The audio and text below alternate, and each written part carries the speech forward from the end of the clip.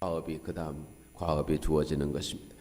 그 다음에 이제 사춘기가 되면 이렇게 자기 정체성을 형성하게 되고, 그 다음에 청년기에는 이제 친밀감이 형성되고, 또 친구 관계, 이성 관계, 이렇게 관계가 넓어지게 됩니다.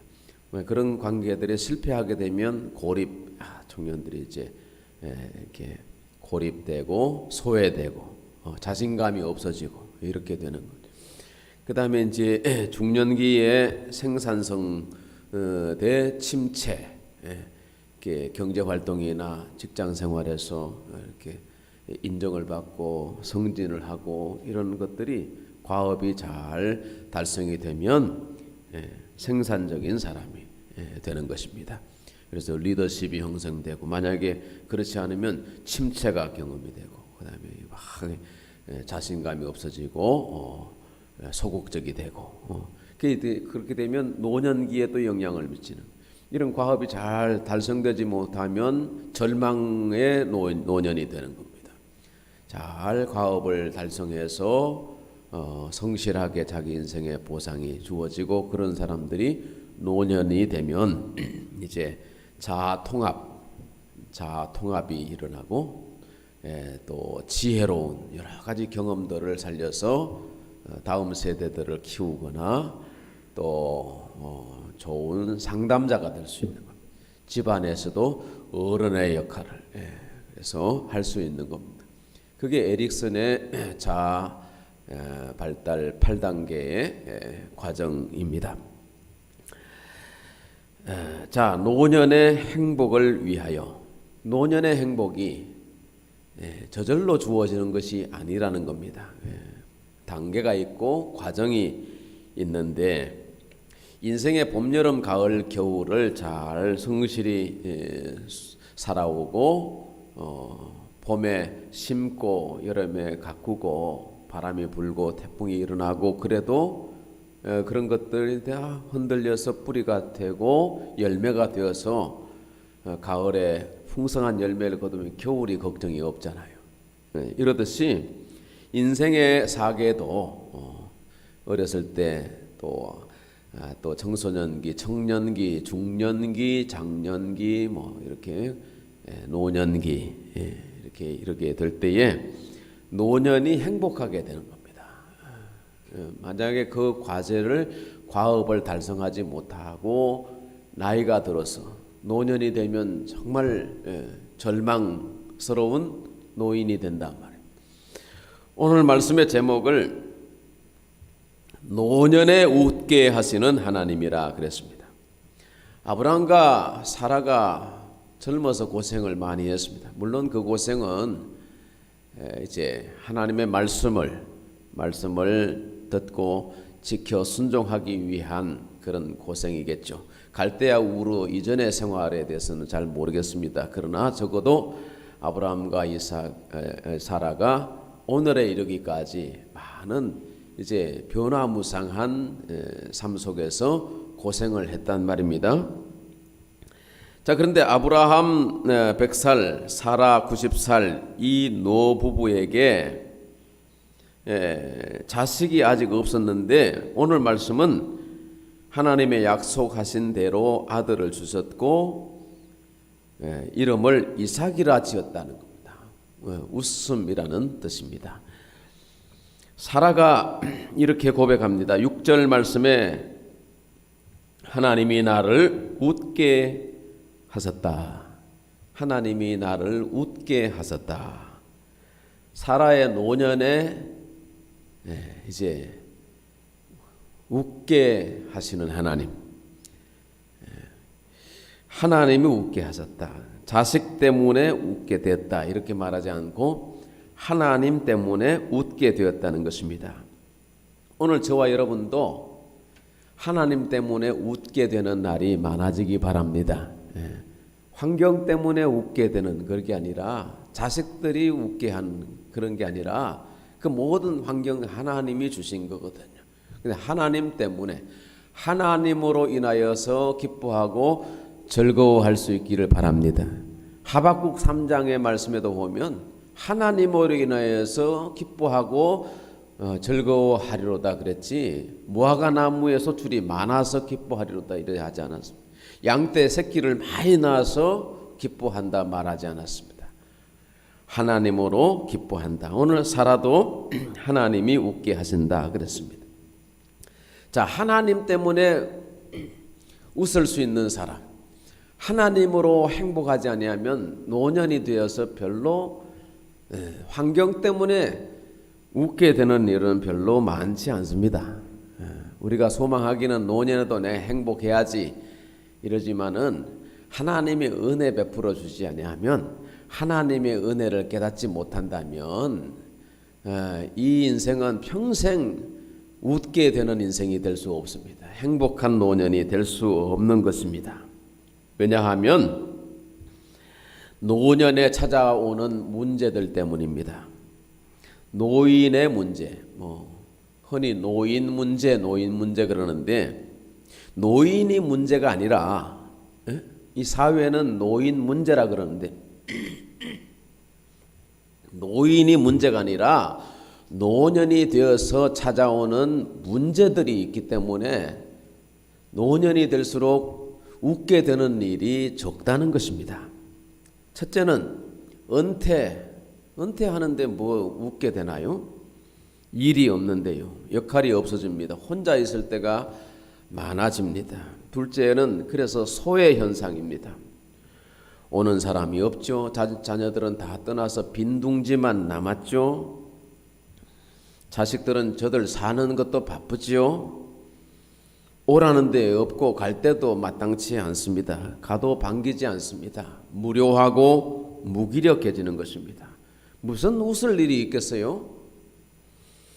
셋째는 가난입니다. 노인이 되면 호주머니가 빈다고 그래요. 기초생활수급자의 60% 이상이 노인이랍니다. 애들 키우고 공부시키느라 저축도 못했어요. 연금 보험 같은 것도 없어요. 그래도 열심히 성실히 살았던 사람은 깔고 살던 집 한 칸, 그게 이제 아파트가 돼가지고 7억이 되니 10억이 넘니, 그래도 집 한 칸밖에 없고 그나마도 세금을 내라 그러니까 수입이 없는 노인에게는 그거 팔아서 내는 거냐, 융자를 받아서 내야 되는 형편이 되었습니다. 그래서 자식들에게 손을 벌려야 되고 용돈을 탔었어야 되는데 우리나라 노인 인구의 10% 이상만 용돈이 20만 원 이상이라는 겁니다.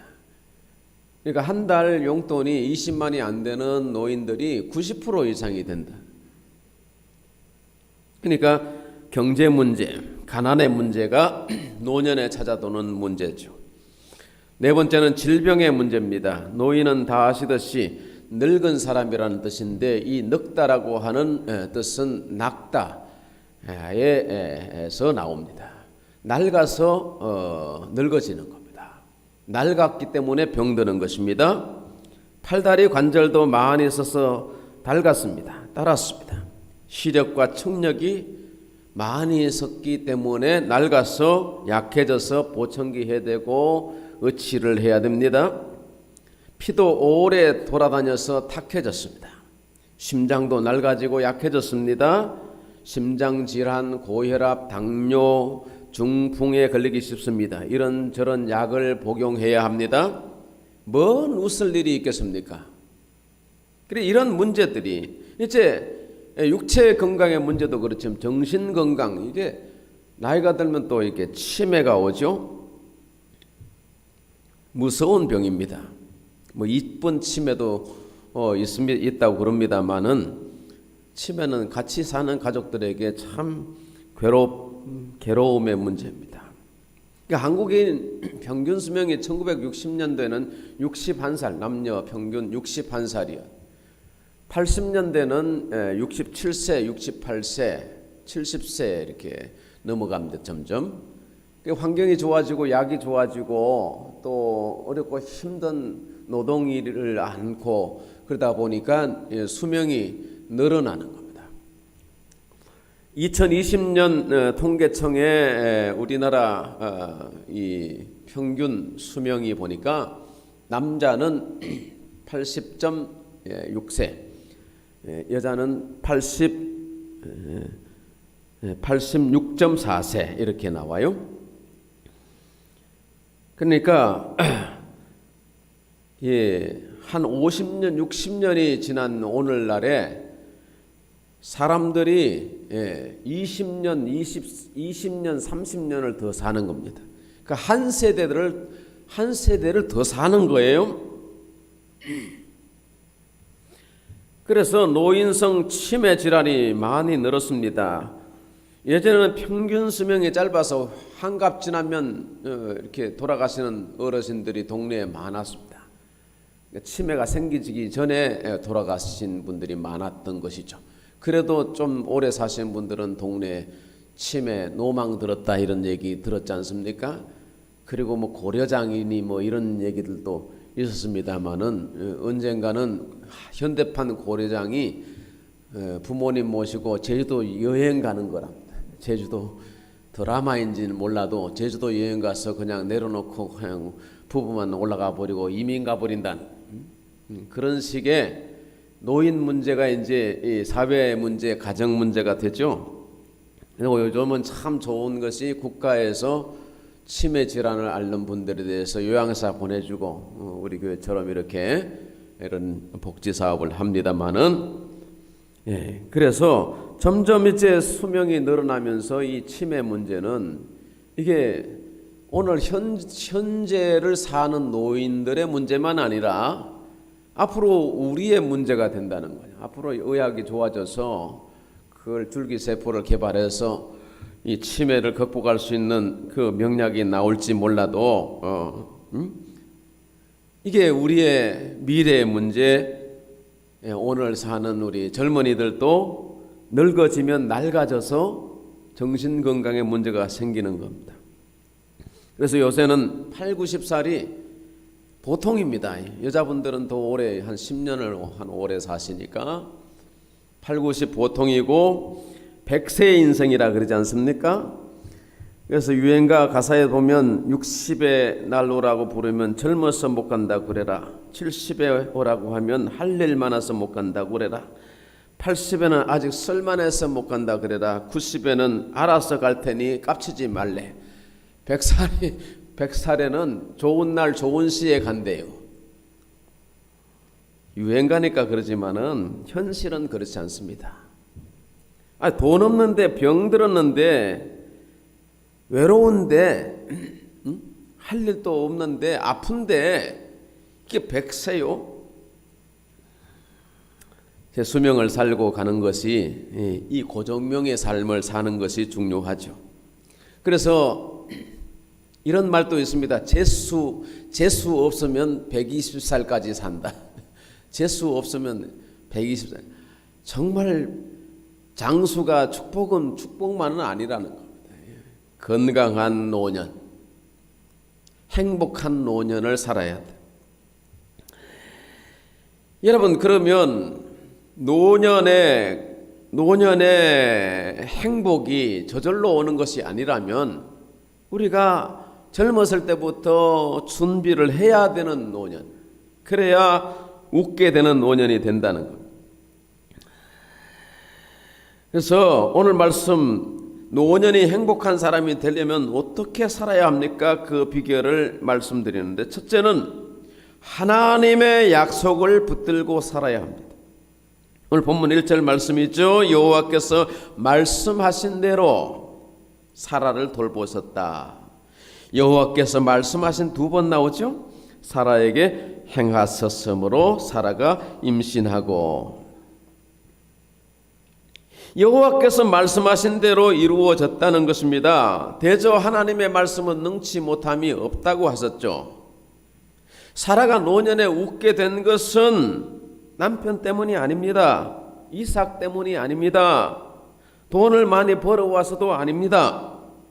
하나님의 약속하신 말씀대로 이루어졌기 때문에 노년에 웃게 되었다는 것입니다. 사랑하는 성도 여러분, 말씀을 붙들고 약속을 붙들고 살아가셔서 우리의 평생에 웃게 되는 날이 많아지기를 축원합니다.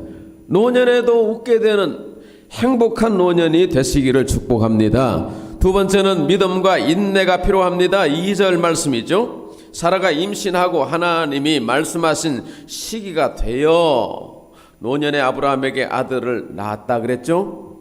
시기가 되어야 됩니다. 전도서 3장의 말씀 보니까 범사에 기한이 있고 천하 만사가 다 때가 있다고 했습니다. 하나님의 말씀도 이루어질 때가 있습니다. 그런데 때와 기한은 아버지 정하신 거고 네 알 바가 아니라고 말씀하셨죠.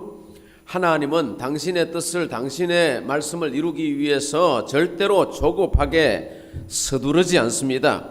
사람은 조급하게 또 근심 걱정하고 염려합니다. 그러나 하나님의 뜻은, 하나님의 말씀은 때가 되어서 이루어지는, 하나님의 때에 이루어지는 것입니다. 시간이 되어서 이루어지는 거 아니라 때가 차야 한다는 것입니다. 질적인 시간이 차야 된다는 것이죠. 이사야서 28장 16절 말씀 보니까 믿는 이는 다급하게 되지 아니하리로다. 믿는 이는 다급하게 되지 아니하리로다. 성급한 것은 믿음 생활이 아닌 거예요. 그래서 믿음에 있어서는 인내가 반드시 따라야 한다는 것입니다. 아브라함과 사라에게 아들을 주시겠다고 약속하신 것은 꽤 오래되었었죠. 창세기 12장 2절에 내가 너로 큰 민족을 이루겠다 말씀하셨습니다. 13장 말씀에 보면 롯이 떠난 후에 내가 네 자손이 땅의 티끌과 같게 하리니, 아브라함 75세에 약속하신 말씀입니다. 그런데 13년이 지난 후에 하나님의 약속이 더디 이루어진다, 안 이루어진다, 안 이루어진다 이렇게 생각했는지 몰라도 이스마엘을 낳고 말았죠. 하나님이 그 이후에도 하나님이 아브라함에게 약속하시기를 네 아내 사레를 살아라 하시면서 내가 그에게 복을 주어 그가 내게 아들을 낳아주게 하며 내가 그에게 복을 주어 여러 민족의 어머니가 되게 하리라. 아니 진작에 주실 것이지 또 그래 13년이. 그래서 나이가 99세가 된 거거든요. 창세기 18장에 천사와 함께 오신 하나님이 내년 이맘때에 반드시 내게 돌아오리니 네 아내 사라에게 아들이 있으리라. 사라가 그때 장막문 뒤에서 이를 듣고 속으로 웃었죠. 하나님이 농담하신다고 생각했을 겁니다. 불가능하다고 생각했습니다. 자신의 상태와 처지를 생각했을 것입니다. 나이가 90이 된 여자가 무슨 아기를 낳겠습니까? 불가능이라고 생각했는데 하나님의 능력이 임하고 은혜가 내리니 기쁨과 감사의 웃음으로 변화되더라는 것입니다. 여호와께서 시온의 포로를 돌리실 때에 우리는 꿈꾸는 것 같아도다 그때에 우리 입에는 웃음이 가득하고 우리 혀에는 찬양이 찼었도다. 여호와께서 우리를 위해서 큰 일을 행하셨도다. 시편 126편의 말씀이 있죠.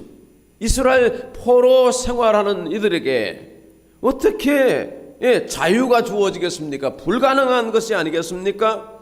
고난과 괴로움이 평생의 운명이라고 생각하고 살았는데 하나님의 은혜가 임하니, 하나님의 경륜을 따라서 하나님의 큰 능력이 임하니까 포로들이 귀환하게 되었고 그들의 입에는 웃음이 찼다는 것입니다.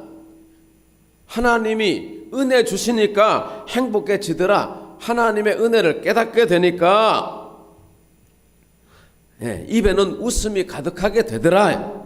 이 사라도 마찬가지입니다. 하나님의 은혜가 임하니까 노년이 행복하게 되었다는 고백인 것입니다.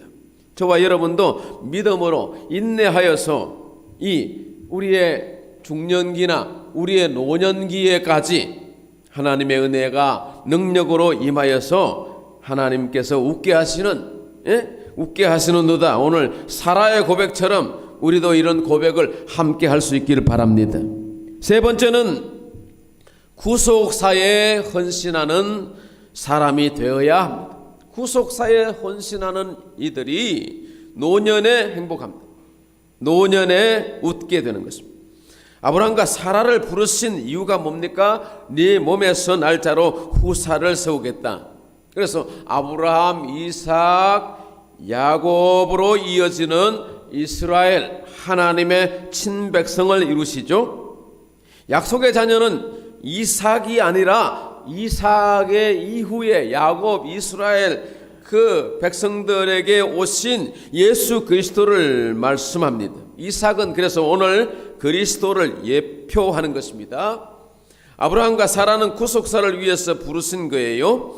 아브라함은 하나님의 선지자로서 장차 오시는 메시아를 보았고, 모세도 보았고, 또 아브라함의 자손 다윗도 장차 오시는 메시아 예수를 보았을 것입니다. 그래서 마태복음 1장 1절에 아브라함과 다윗의 자손 예수 그리스도의 계보라 그랬지 않습니까? 예수 그리스도를 계보를 가지는 것이 중요합니다. 이 계보가 아니면 하나님과 무관하게 되는 것입니다. 이 계보 때문에 우리가 하나님의 자녀가 된 것입니다.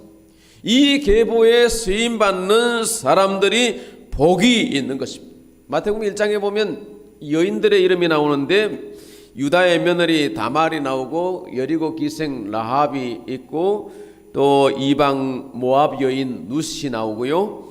또 한 사람이 또 누구죠? 바세바, 다윗의 아내 되었던 바세바. 다 부끄러운 이력이 있거나 이방 여인이었지 않습니까? 그런데 중요한 것은 이 여인들이 구속사에 쓰임받는 여인이었다는 것입니다. 부르심을 따라, 믿음을 따라 그들에게 주어진 그 과정을 믿음으로 성실히 수행하지 않습니다. 롯은 그 가난한 시어머니를 쫓아서 베들레헴까지도 가지 않습니까? 이방 여인이었는데 이 여인이 예수 그리스도의 구속사에 쓰임받게 되는 것입니다. 그래서 그 여인의 헌신과 믿음의 순종이 훗날 이제 오벳을 낳으니라 다윗 왕이 나오지 않습니까? 그 다윗의 계보를 따라서 다윗의 후손으로 예수 그리스도가 나섰지 않습니까? 그러므로 구속사에 쓰임받는 인생은 노년이 되어서도 행복합니다. 노년에도 웃게 되는 것입니다. 제 신학교 후배 선교사님이 캄보디아에서 이 다일 공동체 사역을 하고 있는데 어제 제가 단톡방에 이제 유튜브 영상물을 하나 올렸습니다. 그 전사님이 곤고한 시절이 많았습니다. 저도 그때 신학교 다니고 그럴 때 그 후배가 저를 잘 따르고 그래서 제 스토리를 좀 아는데 참 힘들고 곤고한 시간이 있었습니다. 그런데 목회자 동문회 컨퍼런스가 있었을 때 캄보디아에 한국어 교수가 필요하다고 하는 두 사람이 필요한데 한 사람은 교육자가 필요하고 한 사람은 전문 교수가 필요하다 그랬을 때 나를 부르신다 이런 생각을 했다는 겁니다. 제가 그 스토리를 잘 몰랐는데 지난번에 그 2월 달에 캄보디아 가서 그 얘기를 쭉 히스토리를 얘기하더라고요. 그렇게 해서 이제 캄보디아에 갔는데 부르심을 받아서 간 캄보디아 그 열사의 땅에 너무 힘들었어. 가서 죽을 고생을 풍토병이 걸려서 죽을 고생을 했는데 하나님의 은혜가 임한 찬양 중에 하나님께서 그 몸을 치료해 주셨다고 그래요. 하나님이 이렇게 세우시더니 동력자를 붙여주시고 아이들을 붙여주시고 그래서 그 가난한 밥 굶는 그 아이들이 집집마다 한 집에 한 10명씩 아이들이 그래 많아요. 애들이 밥을 굶으니까 밥 한 끼라도 먹는 것이 그들에게 행복이라. 그래서 이 밥퍼 사역을 하는 겁니다. 고아원 사역도 하고 있습니다. 그래서 이번에 그 한국에서 어떤 방송에서 유튜브를 찍어서 올렸는데 마지막 PD가 질문이 이것입니다. 원장님에게 주어진 사명이 무엇입니까? 무엇이라고 생각하십니까? 그 성미자 선교사가 이렇게 대답합니다. 대한민국에 많은 선교사님들이 오셔서 선교했지 않습니까? 한국 땅에 묻힌 분들이 많지 않습니까? 제 사명은요, 이 나라에 묻히는 것입니다. 이 나라에 묻히는 것입니다. 그래서 신학교 다닐 때부터 저희가 저 지방에 성경학교 봉사하러 여름 성경학교 이렇게 조를 맞춰서 제가 이제 인솔 하면 그 와서 아이들을 가르치고 또 율동 노래 율동도 하고 그랬는데 아이들을 참 사랑했거든요. 지금도 그 아이들이 바글바글합니다. 밥 한 끼 얻어 먹기 위해서 줄을 서 있는 것입니다. 물론 한국 땅에서도 얼마든지 어떤 사역들을 할 수 있는데 하나님이 부르셨다는 그 소명을 따라서 그 이역만리에 가서 그렇게 힘들고 어려운 사역을 감당하면서 이 나라에 묻히기를 소망하는 그 후배 전도사의 이 대답을 들으면서 참 마음이 뿌듯했습니다. 구속사에 쓰임 받는 것은 이런 거구나. 그래서 참 행복해 합니다. 가서 보니까 참 힘들지만은 사명을 따라서 사는 것이 행복인 겁니다.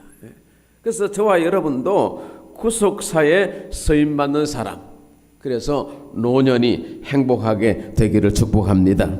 오늘 말씀 8절 말씀해 보시면 아이가 자라매 젖을 떼고 이삭이 젖을 떼는 날에 아브라함이 큰 잔치를 베풀었다 그랬죠. 어떻습니까? 90살 넘은 사라가 아이에게 젖을 먹여요. 100살이 넘은 할아버지 나이의 아브라함이 아들 젖을 떼는 날에 우리로 말하면 돌잔치를 열었다는 그 기록이죠. 성경이 아니면 웃기는 이야기 아닙니까?